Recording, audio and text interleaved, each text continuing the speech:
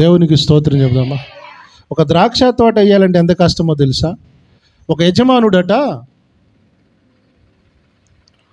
సత్తువ కలిగిన ఒక కొండను చూశాడట. ఆయన సత్తువ అంటే ఏందో తెలుసా? మెత్తటిది. బంద్ చేయండి, బైబిల్ బంద్ చేయండి, ఒక్కరు మాత్రమే బైబిల్ పెట్టుకోండి. సత్తువ భూమి అంటే మెత్తడి భూమి, దాంట్లో రాళ్ళు ఉంటాయి, కానీ గడ్డపారేస్తే లోపలికి వెళ్తుంది. దాంట్లో ఏముంటుందో తెలుసా? మెత్తటి మన్ను ఉంటుంది. దీని సాదృశ్యం ఏంటో తెలుసా? దేవుడు తన మాటలు వినే వారితోటే ప్రభు మాట్లాడుతాడు. గర్విష్ఠులు బండలాంటి వాళ్ళు. ఎవరు? గర్విష్ఠులు బండలాంటి వాళ్ళు. బండలాంటి వ్యక్తులకు తన జీవము కలిగిన మాటలు ఇవ్వడు ఆయన, మాట్లాడ్డు ఆయన. గర్విష్ఠులతో దేవుడు మాట్లాడు.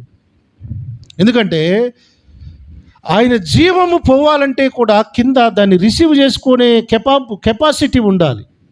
ఇప్పుడు సత్తువ కలిగిన కొండను కనుగొన్నాడంట ఒక యజమానుడు. సత్తువ అంటే ఏంటని చెప్పాను? మెత్తడిది అని అర్థం. ఇత్తనము వెయ్యాలంటే మెత్తడి భూమే కావాలి. ఇత్తనం చెట్టు మొలవాలంటే మెత్తని భూమే కావాలి. దాన్ని ఎన్నుకొని ఆ సత్తువ భూమిలో ఆ కొండలో ఉన్నటువంటి ఆ రాళ్ళను ఏరుతున్నాడట. చూడండి, 2వ వచనంలో, దానిని బాగుగా త్రవ్వి. స్తోత్రం చెప్తామా. మొట్టమొదటిగా అది సత్తువుగా ఉంది, దాన్ని బాగా తవ్వుతున్నాడు. ఈ రోజున యేసుక్రీస్తు ప్రభు వారి మాటలు మనం ఎంతమంది ఎన్ని చెబితే విన్నాం మనం కదా. ఒక రోజులో బాప్తిసం తీసుకున్న వాళ్ళు ఎవరున్నారు? ఉన్నారు ఎవరైనా? ఒకరోజు యేసు ప్రభు నమ్ముకొని చర్చికి వచ్చిన వాళ్ళు ఎవరైనా ఉన్నారా? ఎంతోమంది ఎన్నో సువార్తలు విని, ఎన్నో ఉపదేశాలు విని, పరిశోధన చేసి చేస్తే కానీ ఆయన వాక్యం మనలో నాటబడలేదు. బాగా తవ్వాడు. ఆయనకు కావాలి కదా ఆ ద్రాక్షావల్లి. ఆయన ఆ చెట్లుగా మనం ఉండాలని దేవుడు ఏం చేశాడు తెలుసా? ఆ సువార్త అనే వాక్యముతో తవ్వి మనలో ఆయన ఏం చేస్తున్నాడు తెలుసా? రాళ్ళను తీసేస్తున్నాడట. ఎందుకో తెలుసా? ఆ రాయి ఉంటే ఆ చెట్టు కాయలు చెడిపోతాయి, చెట్టు ఎదగదు, చెట్టు ఎదగదు. అందుకనే ముందేం చేస్తున్నాడు తెలుసా? రాళ్ళను తీసి పారేస్తున్నాడు. ఆ రాళ్ళు ఏంటో తెలుసా? లోకములో ఉన్నప్పుడు మన ఆచార పద్ధతులు, లోక విధి విధానాలు చేసిన వాళ్ళం కాదా? ఇప్పుడు యేసయ్య వాక్యము హృదయంలో నాటబడాలంటే లోపల ఏముండకూడదు? ఆ లోక పద్ధతులనే రాళ్ళు ఉండకూడదు. కనుక ఆ రాళ్ళను ఏరి పక్కన పడేసాడు. హల్లెలూయా.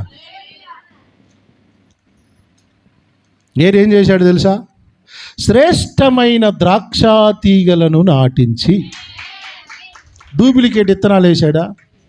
డూప్లికేట్ చెట్లు వేసాడా? శ్రేష్టమైన చెట్లని వేసాడు. శ్రేష్టమైన సువార్త విన్న విశ్వాసులు బలంగా ఉంటారండి. సువార్త విన్న దేవుని వాక్యమును, శ్రేష్టమైన ఉపదేశాన్ని విన్న విశ్వాసులు ఎప్పుడు బలంగానే ఉంటారు. డూప్లికేట్ సువార్తలు కూడా ఉన్నాయి బైబిల్లో. మేము చెప్పిన సువార్తను కాక మరొక సువార్తను మేము కానీ పరలోకం నుండి వచ్చి దేవదూత చెప్పినా మీరు వినొద్దు అన్నాడు. అంటే డూప్లికేట్ సువార్తలు కూడా ఉన్నాయి. ఒక నిజమైన విశ్వాసి బలపడాలంటే తవ్వబడాలి, రాళ్ళు తీసివేయబడాలి, శ్రేష్టమైన విత్తనాలు, శ్రేష్టమైన చెట్లు నాటబడాలి. ఆ యజమానుడు ఏం చేశాడో చూడండి. బురుజు ఒకటి వేయించి, బురుజు అంటే ఒక ఇల్లు, గుడిసె, మధ్యలో ఒక ద్రాక్ష తొట్టిని తొలిపించను. ఆమేన్. చెట్లే వేశాడు, ఇంకా ఈ పెద్ద కాలేదు, ఇంకా పూత పట్టలేదు, కాయలు కాయలేదు, రెండోది ఇంకా ఇవి పండు కూడా పండలేదు. కానీ ఏం చేశాడట యజమానుడు? ద్రాక్ష తొట్టిని ఎందుకు తొలిపించాడు తెలుసా? విశ్వాసంతో తొలిపించాడు. నేను నాటే తోట కాయలు కాస్తుంది, పండు పండుతుంది.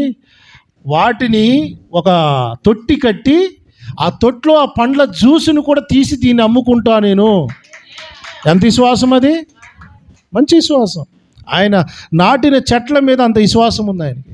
విశ్వాసులమైన మనకు కూడా అలాంటి విశ్వాసమే ఉండాలి. దేవుని బిడ్డలకు విశ్వాసము అలాంటిదే ఉండాలి. మధ్యకాలంలో బిడ్డలారా, ఒక 20 రోజుల క్రితము మన ఇంట్లో బోర్లో నీళ్ళు రెడ్డిగా ఎర్రగా నీళ్ళు వస్తున్నాయి. ఒక 10-15 రోజులు బాగా నీళ్ళకి బాధపడ్డాం. ఎండాకాలం వస్తుంది కదా, నీళ్ళు ఉండాలి కదా, నీళ్ళు లేకపోతే ఇబ్బంది అవుతుందని చాలా ప్రయత్నాలు చేసినాం, చాలా చేసినాంలేండి. ఎన్ని ప్రయత్నాలు చేసినాయి రెడ్డే వస్తున్నాయి. ఇక అది కొంతమంది చెప్పారు అది లోపల ఆ కేసింగ్ పైప్ పగిలిపోయి లోపల దార పట్టడం వల్ల నీళ్ళు వస్తున్నాయి. సో అన్నీ చెప్పారు. ఇక అంతా కాదులేండి, ఇది ఇప్పట్లో కాదు, మరలా కొంచెం టైం ఉన్నప్పుడు చూద్దాంలే, మళ్ళీ దాన్ని చేద్దామంటే కావడానికి లేదు, దాన్ని రిపేర్ చేయడానికి లేదు. ఇక ఆప్షన్ ఏంటంటే ఫైనల్ ఆప్షన్ ఇప్పుడు నీళ్ళు కావాలంటే బోర్ వేయాలి. ఇప్పటికే ఒక 2-3 ఏరియాలో బోర్లు వేస్తే కొన్ని ఫెయిల్ అయిపోయినాయి, బండపడి ఫెయిల్ అయినాయి. బోర్ వేయాలంటే కనీసం 30 నుండి 40 వేలు కావాలి. ఏం కావాలి? 30 నుండి 40 వేలు కావాలి. సరే ఏదో ఒకటి, మనకైతే ముందు నీళ్ళు కావాలని చెప్పేసి బోరు బండిని పిలిచారు, మాట్లాడాము, వచ్చాడు. బోరులో లైన్లో ఉన్నారు. బండి వచ్చింది, లొకేషన్ పాయింట్ కోసం ప్రార్థన చేసినాం, నిలబెట్టినాం. ఇంకా బండి వాళ్ళు సెట్ కూడా చేయలేదు. నేను ఫోన్ తీసి బోర్ పిడి చేసానికి ఫోన్ చేస్తున్నా. రేపు మోటార్ పిడి చేయాలి, నువ్వు ఎన్నింటికి వస్తావని ఫోన్ చేశాను. ఎక్కడ మోటార్ సార్ అంటే బోర్ వేస్తున్నాము, రేపు పొద్దున్నే మోటార్ పిడి చేయాలని ఫోన్ చేశాను. ఇంకా మోటరే ఇంకా అసలు బోరే పడలేదు కదా సార్, పడ్డాక చూద్దాంలే సార్ అన్నాడు ఆ ఎలక్ట్రీషియన్. నేను అన్నాను ఖచ్చితంగా 100% బోర్ పడుతుంది, నీళ్ళు పడతాయి, నువ్వు పొద్దున్నే మాత్రం తొందరగా రావాలని చెప్పాడు. ఆడు వచ్చాడు కానీ అంత ఆడు పాయింట్లో పెట్టలేదు, అది దింపలేదు, అసలు ఒక అడుగు కూడా పోలేదు. పోకముందే నేను మాట్లాడుతున్నాను. విశ్వాసం అంటే ఏంటి అన్నా చెప్పు?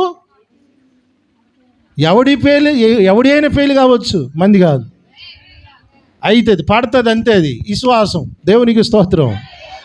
మంచి నీళ్ళే పడ్డాయి, అది వేరే విషయం. ఎందుకు చెప్తున్నానంటే ఒక యజమానుడు తన తోట వేసి మొక్క ఇత్తిన రోజునే తొట్టి కూడా తొలిపించుకున్నాడంట. ఆయనకి ఎంత విశ్వాసం ఉంది, అది పండుతుంది, నేను ఫలాలు తీసుకుంటాను. ఎంత విశ్వాసం, కాన్ఫిడెంట్ అది.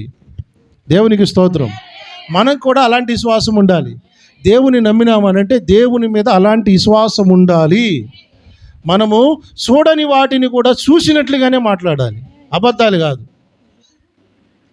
విశ్వాసంతో మాట్లాడాలి, విశ్వాసపు మాటలు. ఇది జరుగుతుందో కాదు అంటే యేసు నామమున అది జరగగలిగే లక్షణాలు కనబడినప్పుడు జరిగిందని నమ్మాలి.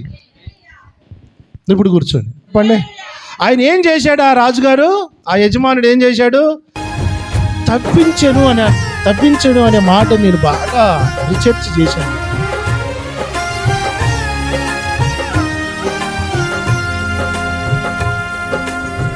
శుభకర